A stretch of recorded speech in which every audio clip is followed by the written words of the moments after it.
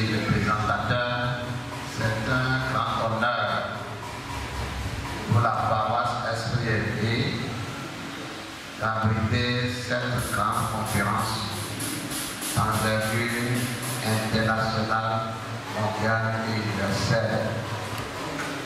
C'est pour nous une joie de vous recevoir dans la maison de Dieu. Au nom du comité paroissial et au nom de tous les fidèles, nous vous souhaitons la bienvenue dans la maison de Dieu. Merci à Dieu de nous avoir permis de voir ces moments qui nous sont donnés à n'importe qui nous souviennent qu'à un moment donné de sa mission, Jésus s'est arrêté devant ses pauvres disciples et s'écria: merci Seigneur d'avoir caché cette grande chose au grand de ce monde et de les avoir révélés aux enfants. Vous êtes les enfants de Dieu, vous êtes les brebis du Seigneur, vous qui êtes ici présents, que Dieu vous bénisse. Nous n'allons pas oublier tous ceux qui ont bien voulu faire le déplacement ici et qui n'ont pas pu le faire. Nous disons grand merci à tout le monde. Je pense à ceux qui sont aux États-Unis, ceux qui sont en France, ici ceux qui sont en Guadeloupe, ceux qui sont en Burkina Faso, ceux qui sont au Togo, répandus un peu partout dans le monde entier. Cette organisation que vous voyez, ce n'est pas une organisation nationale. Tout à l'heure, vous allez comprendre davantage que c'est une organisation universelle et qui engage la conscience de tout chrétien céleste qui vit, de tout chrétien céleste digne de ce nom.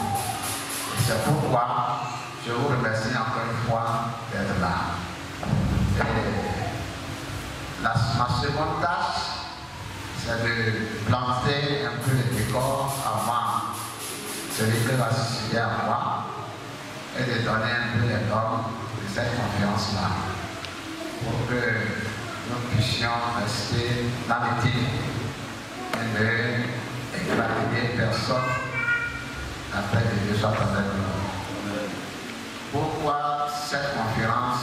C'est pour la gloire de Dieu, pour la gloire de l'Église du christianisme.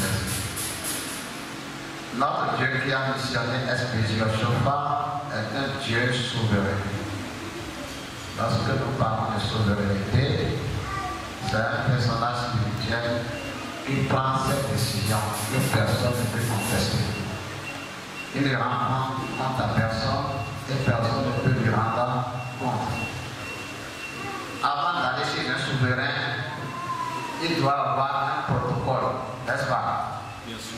Même en voulant aller au palais de la République du Bénin, vous ne pouvez pas venir en tapant la porte, quand vous tapez la porte, à votre femme, à votre épouse ou à votre épouse à la maison. Il y a un protocole. Alléluia. Alléluia. C'est pour ce protocole de Dieu que nous sommes là. Et Dieu qui est souverain, qui nous a créés en son image, veut une collaboration franche des êtres exceptionnels qu'il a créés par rapport à lui, qui est la source de toutes choses. Donc, dans toute l'histoire de la Bible, c'est ce que nous avons constaté depuis le jardin d'Éden, après la chute, jusqu'au rétablissement de toutes choses par son Fils qui est Jésus-Christ. Il a toujours voulu que les hommes marchent avec lui. Le livre d'Hébreux a dit: Enoch a été rappelé à Dieu. Enoch n'existe plus parce qu'il a été pris. Il a été pris parce qu'il marcha avec Dieu. Dans cette marche-là, il y a des normes. Ce Dieu que nous adorons est esprit, et il faudrait que ceux qui l'adorent en esprit et en vérité. C'est pourquoi il pose ses normes. Et avec Israël, il a posé les normes exprimées dans le décalogue, c'est-à-dire les 10 commandements. Suivi de l'explication qui s'est traduite dans les lois civiles, les lois religieuses. Et tout l'ensemble là, tout bon israélite, qui essaie de se mettre en règle avec tout l'ensemble là, est en bon rapport avec son Seigneur, il marche avec son Seigneur et le Seigneur est content de lui. Les hommes souvent oublient cette nécessité et piétinent les alliances que Dieu conclut souvent avec eux. Et c'est ainsi que Israël avait été frappé parce qu'il ne respectait pas souvent les normes. Il a été frappé d'un coup dur, exprimé par la dispersion et l'exil. Au cours de l'exil, Dieu s'est souvenu d'eux, n'est-ce pas ça? Et ils sont obligés de revenir sur le territoire au temps de Néhémie et au temps d'Esdras. Avant Néhémie et Esdras, à la déportation, il y avait un prophète qu'on appelle Daniel, qui était tombé sur les livres de Jérémie. C'est parce qu'il fouillait les livres anciens qu'il était tombé sur les prophéties qui concernent leur asservissement, qui acheminait tout doucement vers sa fin. Et il fit une prière très inspirée en Daniel 9. Et le bon Dieu veut des gens qui soient sur les brèches comme Daniel pour pouvoir agir sur son peuple qui est dans l'égarement. Et je pense que vous, tous qui êtes ici aujourd'hui, vous êtes sur les brèches, vous en serez bénis au nom de Jésus. Amen. Et le Seigneur écoutera nos prières au nom de Jésus-Christ. Donc, après cela, Dieu se souvient toujours de son peuple. Soyez tranquilles pour l'église du Saint-Céleste. Tout ira pour le Seigneur pour notre église. Il s'en souviendra, il va tout réorganiser et tous prendra la bonne forme. Nos enfants, les enfants de nos enfants jouiront de cette église qui est une perle qu'on ne trouvera ni la vie. Parce que c'est la dernière vague. Imaginons que c'est la dernière occasion d'une vague. Et vous vous trouvez dans l'image là, au milieu d'une grande mer. Si quelqu'un se trouve à être jeté de la vague, c'est fini pour lui. Donc c'est un grand problème. Nous sommes là pour la sauver. Le Seigneur soit avec nous. Donc au retour, au temps d'Esdras et de Néhémie, qu'est-ce qu'ils ont fait? Ils ont cherché les voies de l'Éternel. Ils sont allés chercher les livres qui déterminaient les normes pour qu'une meilleure relation soit encore reprise entre le peuple choisi de Dieu et son Dieu et créateur. Donc, ils sont allés chercher la Torah. Ils sont allés chercher le tabernacle de Dieu. Et ils ont pris les parchemins. Ils les ont lus. Et il y avait un grand réveil en son temps. Tout Israël, du petit au plus grand, les femmes et les hommes pleuraient à chaudes larmes sur leur péché. Et c'est alors que le grand scribe Esdras s'est levé pour dire: ne pleurez pas, car notre Dieu est un Dieu miséricordieux. Pour dire qu'à partir d'aujourd'hui, vous puissiez vous engager pour les normes, c'est-à-dire les paroles que Dieu avait laissées pour une bonne relation de convivialité entre cette créature créée en son image et lui qui est le grand souverain. Une fois que vous avez compris, vous êtes pardonné. Seulement, ce que je vous demande, dénouer les alliances qui ne sont pas faites avec Dieu, c'est-à-dire les déviances, les interdits que vous avez apportés et qui vous éloignaient de Dieu, lâchez-les et vous allez reprendre une bonne relation avec Dieu. Ce matin, c'est devant ce Dieu miséricordieux que nous tous nous sommes. Gloire soit rendue à son nom au plus haut des cieux. Et je vous prie de l'applaudir fort fort. C'est devant ce Dieu miséricordieux que nous sommes.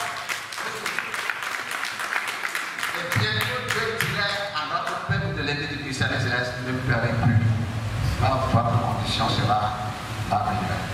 Donc si nous avons parlé des normes, c'est justement pour vous dire que la norme de l'église du christianisme céleste, sans qu'on le sache, ou le sachant aussi, c'est la constitution bleue. Que je vous dis, prie d'applaudir encore. C'est cela que nous avons presque caché. Je dis que presque caché. Je sais que nos papas le savaient, nos mamans le savaient, nous tous qui sommes ici, nous le savions. Et le décryptage de la constitution bleue s'est assigné. Ce travail depuis près d'un an. Et celui qui est l'administrateur principal, tout de suite passera après moi, vous expliquer comment les choses sont arrivées. Et nous avons essayé d'expliquer. Parce que la Bible même en elle-même peut être répartie en 5 grandes thématiques. Il y a premièrement ce que nous appelons la préparation qui est tout l'Ancien Testament. Nous avons la manifestation de la vérité qui est la vie de Jésus, sa naissance, son œuvre, sa mort, sa résurrection, son ascension. De son passage sur la terre, lui, il a fixé les normes dans les béatitudes. Il a prouvé que l'homme peut maintenant reprendre une bonne relation avec son Seigneur par la foi à la rédemption de sa mort sur la croix. Mais ce n'était pas bien compris. Après lui, Jésus-Christ, il y a la propagation dans les livres des actes. Et puis, après la propagation, nous avons l'explication, pas les épîtres, l'explication. Donc la constitution bleue fait l'explication, non, le décryptage de la constitution bleue fait l'explication de la constitution bleue. Et cette explication, celui qui est le grand chef, c'était Paul, qui a expliqué ce que c'est que le salut par la grâce. Et en 5e point, c'est l'achèvement par l'Apocalypse. Le ciel nous en viendra au nom de Jésus. Amen. Donc sans trop monopoliser la parole, une fois encore, je vous dis merci. Et les discours seront conviviaux. Les questionnements aussi seront conviviaux. Nous ne sommes pas venus ici au tribunal pour dire que telle personne a tort et c'est telle personne qui a raison. Nous voulons seulement éclairer la lanterne de vos intelligences. Dieu est avec vous. Nous faisons confiance au Saint-Esprit qui expliquera davantage, plus que nous-mêmes, davantage ce que nous sommes en train de vous dire. La lumière verra jour. La paix de Dieu soit avec nous. Je vous remercie. Nous n'avons pas grand-chose à dire compte tenu du temps. Mais permettez-nous de faire une entracte.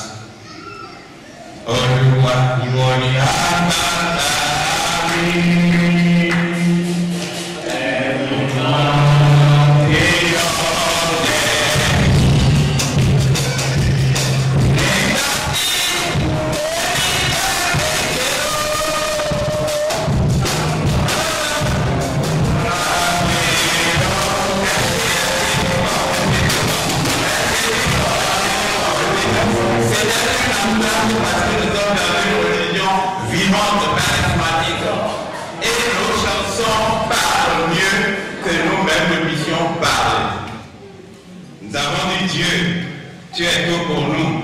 Puisque Dieu est tout pour nous, c'est surtout pour cela que nous devons nous ouvrir. Pour dire schématiquement, si les articles de la Constitution de 1 à 100, sinon les 200 articles de la Constitution sont déjà à la base de la fondation selon la prophétie, bien oui, puisque nous ne voulons pas discourir. C'est bien oui. Et je précise, suivez votre Constitution.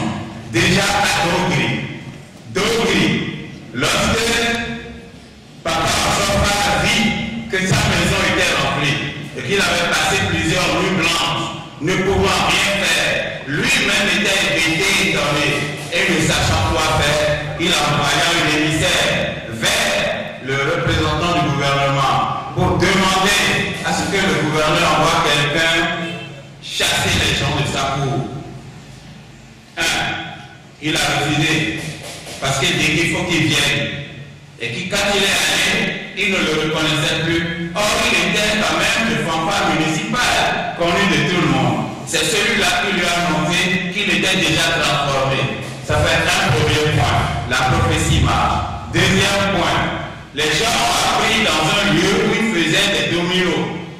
Et plusieurs parmi eux ont couru à Dougri pour aller voir de visu si l'homme dont il était question, ce charpentier de métier, est-ce que c'est vrai que des choses immondes se passaient autour de lui. Et plusieurs parmi ceux-là ont été réquisitionnés par l'Esprit Saint.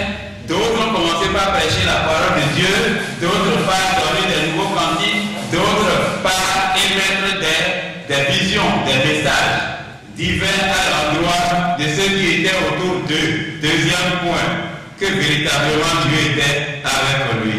Troisième point, lorsque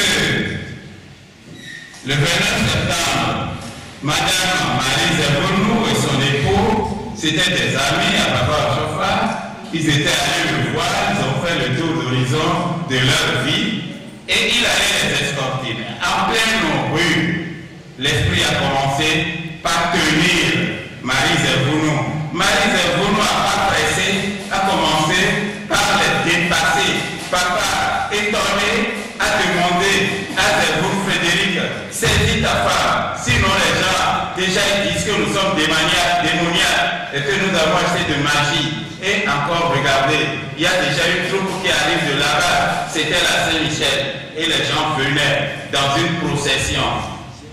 Alors le mari, allant vers la femme, depuis son derrière, précipitamment la femme s'arrêta et tourna le regard vers son mari. Et en ce moment, le mari ne pouvait pas la saisir. Et le mari est tombé. Parce qu'elle était dans l'esprit de Dieu. Papa Ochofa se trouvait entre Marseille et l'enclume. Il voulait taire son passage. Il ne voulait pas que les gens disent des choses, des énormités sur lui. Voilà que l'Esprit Saint l'a mis en tête. Et devant tout le monde, dans cette rue de Porto Novo, il était obligé de toucher Frédéric Zerbonou, qui s'est relevé sur ses pieds, et c'était le jour de la naissance du chrétianisme céleste. Est-ce qu'il y a autre chose à dire pour nous prouver que les articles de la Constitution sont véritablement à la base de la fondation? C'est surtout pour cela que de l'autre côté, il a été dit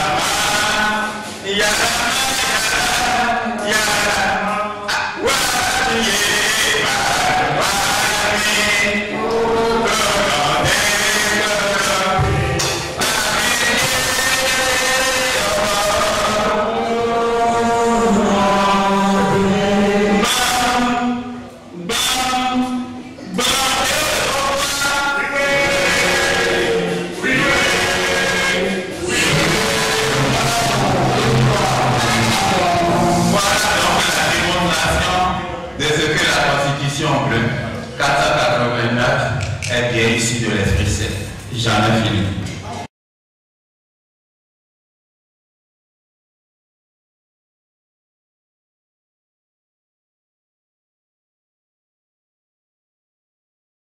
Alléluia. Alléluia. Alléluia. Alléluia. Alléluia. Je voudrais dans mon propos rendre gloire au Seigneur qui permet toutes choses. Nous ne sommes pas enseignants, mais l'Éternel qui fait toutes choses bonnes nous a ordonné et nous ne pouvons pas mépriser ce sort. Nous prions que l'Éternel nous donne la force, l'intelligence et la sagesse pour distiller ces quelques phrases que nous avons séparées. Nous voulons également remercier les administrateurs de la plateforme de la Constitution Bleue, associés à ces remerciements, Papa Komao qui nous reçoit dans son si beau temple, que Dieu bénisse son serviteur. Et venir également la présence de toutes les femmes, vous encourager et remercier vraiment Dieu pour notre vie. J'espère que ces paroles que nous allons échanger vont nous édifier, vont nous aider et vont apporter un changement positif dans notre vie. Je remercie également tous mes prédécesseurs qui sont des dévotés de l'Église, des sachants avec qui je me propose de continuer d'apprendre. Que Dieu bénisse votre vie, Papa Argan, Papa Dilérou et Papa Kaki. Que Dieu vous bénisse. Amen. Alors, je vais essayer d'être bref autant que faire se peut. Nous devons nous prononcer sur le thème concernant la place et le rôle de la femme dans l'Église du christianisme céleste. D'aucuns se demanderaient pourquoi parleront-on de place et de rôle. Mais parce que oui, c'est le moment, il y a un temps à toute chose. Papa Ojofa, le fondateur, l'a compris, lui qui était poussé par l'esprit, pour mettre en place très tôt, depuis les années 84, à Kékou, au Nigeria, il a mis en place le Conseil des femmes. Mais vous êtes tous sans ignorer que notre Église a traversé et continue de traverser des soubresauts de telle sorte que les différents démembrements, les différentes divisions nous ont éloignés de l'essentiel de ce que notre prophète fondateur avait construit. Aujourd'hui, les femmes sont un peu à la traîne en train de se demander leur place et leur rôle. Et pourtant, le prophète l'avait bien défini. Le prophète a donc mis en place le Conseil des femmes célestes en 1984 à Kékou.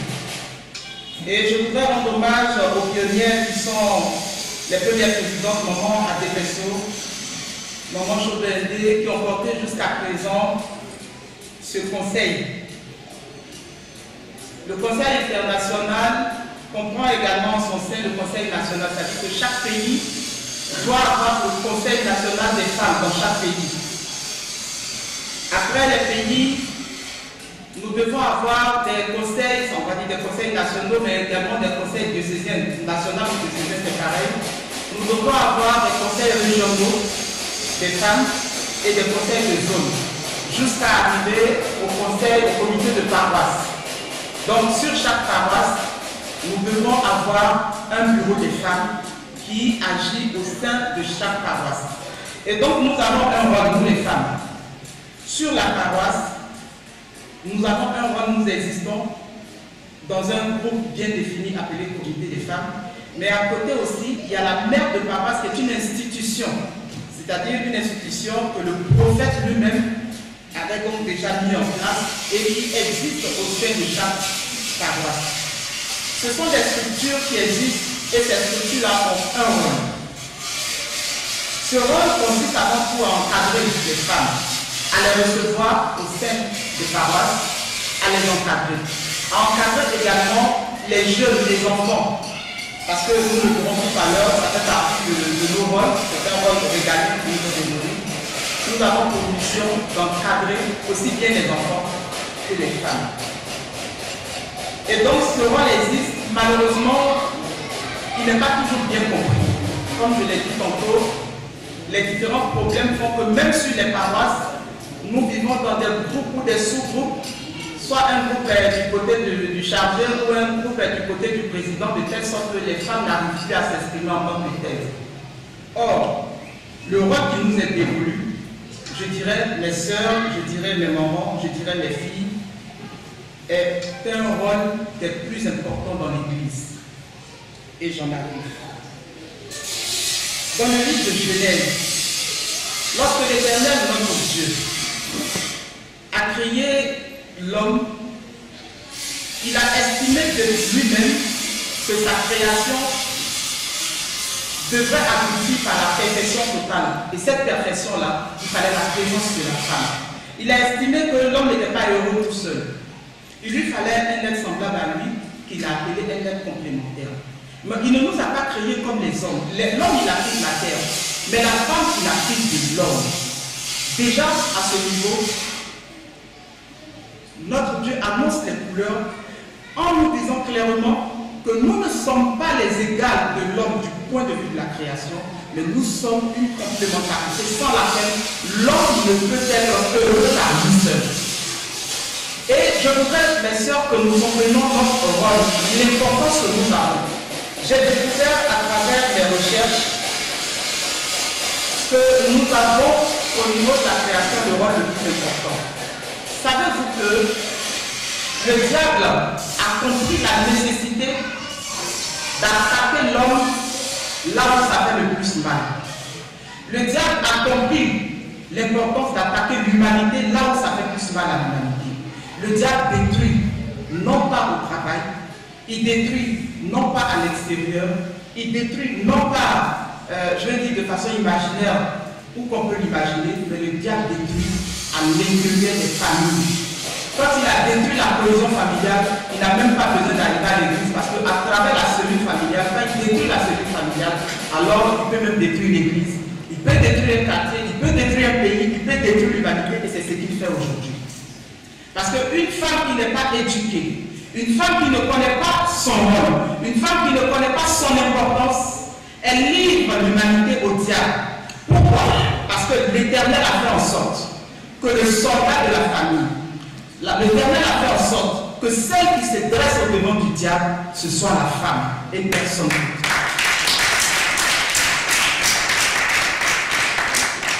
Si nous allons regarder dans le livre de Genèse, lorsque l'homme a chuté par la faute de la femme, l'Éternel a prononcé plusieurs paroles. Il y a eu des paroles, je dirais, de malédiction, mais il y a eu des paroles qui ont recadré la manière dont l'homme doit évoluer dorénavant sur la terre et la manière dont la femme doit évoluer. Quand il a regardé la femme, à l'homme il a dit, tu te nourriras à la sueur de ton front, tu vas travailler et tu vas te nourrir à la sueur de ton front. Mais en même temps, nous savons qu'il a donné la domination à l'homme. Tout ce qui se fait sur la terre, tout ce qui se fait comme imagination, comme création, comme production est du domaine de l'homme. C'est l'homme qui donne le nom à chaque chose. C'est lui qui soumet chaque chose. C'est un pouvoir que Dieu lui a donné. Mais à côté, il a dit à la femme, il a dit, je mettrai inimitié entre ta postérité et la postérité du diable. Et tu lui écraseras le talon. Alors c'est à ce niveau-là que nous, les femmes, nous devons comprendre que c'est à nous que revient la prière de combat et c'est à nous que revient le combat. Lorsqu'une femme ne sait pas combattre au sein de sa famille, lorsqu'une femme ne sait pas prier pour son mari, elle ne sait pas prier pour ses enfants, elle ne sait pas prier pour l'église, alors le diable entre dans l'église. Il rentre dans la famille, il rentre dans les enfants et il saccage et il détruit. C'est pas à l'homme de le faire, c'est aux femmes de le faire.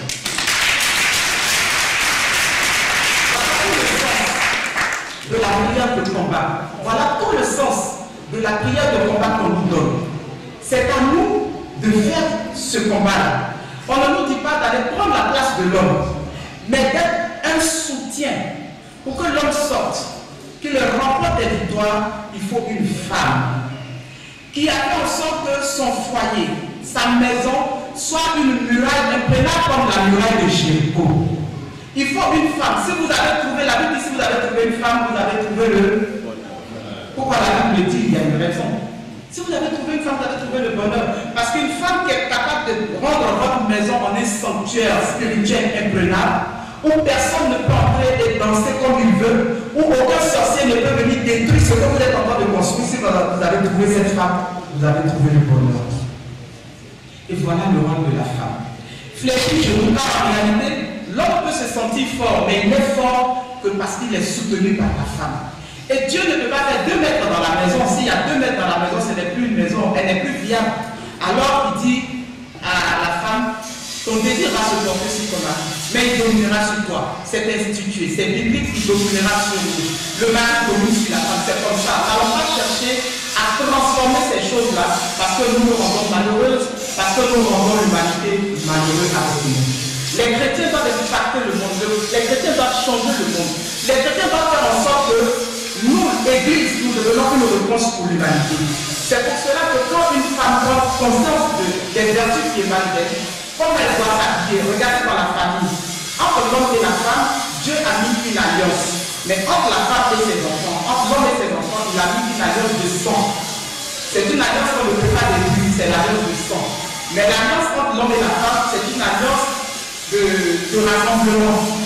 De la même manière, c'est la femme et l'homme qui constituent une famille. Mais la femme dans cette famille-là a pour rôle de dire à l'enfant, ton père est ton père est ton héros, ton père est ton modèle, prends-le comme modèle, ne prends pas un autre modèle dehors parce que c'est ton père.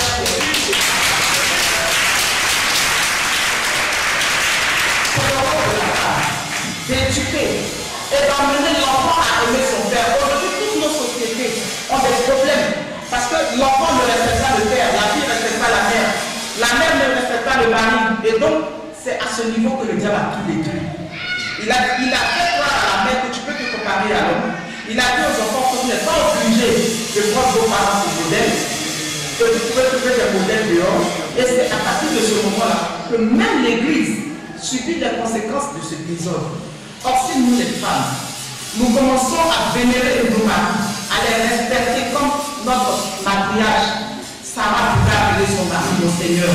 Si nous commençons à les respecter dans la vraie soumission et dans l'amour, alors la famille tout entière devient un lieu de piété.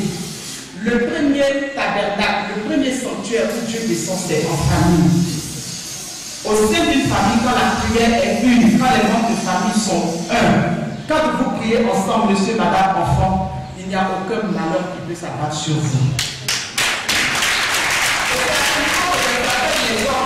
Parce que vous creusez votre propre sans savoir lorsque vous vous dispersez avec des liens d'alliance que vous allez chercher à gauche avec 2, 3, 4. Dès que, je m'excuse de l'expression, dès que vous voyez une femme, vous la voyez de l'eau, vous êtes une moto, c'est le fait que vous l'avez vu, à celle-là, c'est la femme de mon alliance. Il n'en a rien. Ce sont plutôt des problèmes que vous appelez, alors que Dieu, il bénit dans la famille. Et si vous avez choisi la force que Dieu vous a donnée, si vous avez choisi la bonne personne, vous allez voir les fruits de cette bénédiction. Un homme est heureux, la Bible dit dans Proverbe qu'il est loué aux portes, non pas pour les biens qu'il possède, mais parce qu'il possède une femme vertueuse. Alors, chers mamans, je voudrais que nous fassions comme maman Marie. Je voudrais terminer par cet amour qui supporte tout. Une femme doit être capable de tout supporter. Imaginez une femme à qui l'Éternel dit, par toi, je vais faire venir le Sauveur. Par toi, je vais changer quelque chose dans l'humanité. Par toi, le bonheur va revenir. Je vais retisser une nouvelle alliance avec l'humanité pour l'éternité. Et en même temps, la prophétie, quand elle a annoncé à maman Marie, on lui dira, une épée te transpercera le cœur. Vous n'avez pas idée de ce que les femmes vivent. Les femmes subissent. Les femmes encaissent. Mais au nom de l'amour qui supporte tout, elles avancent. Et je voudrais encourager les mamans à continuer de supporter. Laquelle parmi nous peut regarder son fils être mis à mort au nom du bien de toute une communauté. Et c'est cela une femme, être capable de supporter les supportables dans une paroisse, être capable de supporter les moqueries, les murmures, c'est pour que la paroisse avance. Il faut que la paroisse avance. Il faut qu'on avance parce qu'on ne construit pas que les murs, on construit l'homme. Papa au chauffard a emmené les femmes à construire des enfants qui deviennent des pères de demain pour que l'Église et la société soient plus grandes. Je voudrais terminer en invitant les femmes à s'approprier le passage de Proverbe 31, du verset 10 à 30. Lisons-le toutes, les vertus de la femme. C'est toi qui vas chercher à manger pour ta famille. C'est toi qui protèges. Regardez, prenez l'exemple de la même poule. Protégez vos enfants. Protégez vos maris. Lorsque une femme qui n'est pas mariée arrive chez toi et commence à parler, tu n'es pas obligé de murmurer. Parce que les murmures nous font rester 40 ans. Là où il faut passer 11 jours. Ce n'est pas nécessaire. Je voudrais vous inviter à devenir des femmes vertueuses. Nous voulons que l'Église du Christianisme céleste change le visage. Nous voulons nous référer à la Constitution bleue. Mais pour cela, nous devons nous-mêmes naître de nouveau. Si les gens décident de naître de nouveau, nous les femmes, nous devons les accompagner. Parce que nous sommes une partie intégrante de cette Église. Nous devons prendre vraiment toute notre place. Devenir des femmes de prière, des intercesseuses, des femmes qui prient, des femmes qui s'élèvent dans la prière, des femmes qui soutiennent les œuvres, les chargés, il faut les soutenir, les déchaussés, il faut les soutenir, les pasteurs, il faut les soutenir. Nos moyens, ce n'est pas seulement pour nous faire d'elle, mais c'est aussi pour soutenir l'œuvre que l'Éternel Dieu nous a donné, parce que nous sommes aussi des soutiens à tout point de vue. Je voudrais arrêter là, je ne suis pas sûr de retrouver tous mes cours, mais nous inviter les unes et les autres dans la soumission, dans l'humilité. Sachez, chers moments, que nous obtenons toutes sortes de victoires dans la soumission et dans l'humilité. Un jour, je disais à une cérémonie, mon mari est un ambassadeur et nous étions en train de parler. Et il me disait, et c'est moi qui me plaignais du comportement des hommes et peu.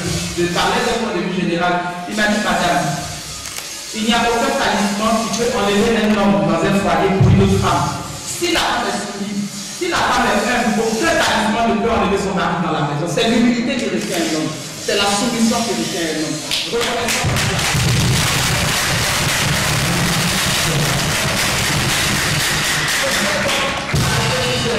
Que Dieu bénisse ses enfants, vive l'Église du Seigneur.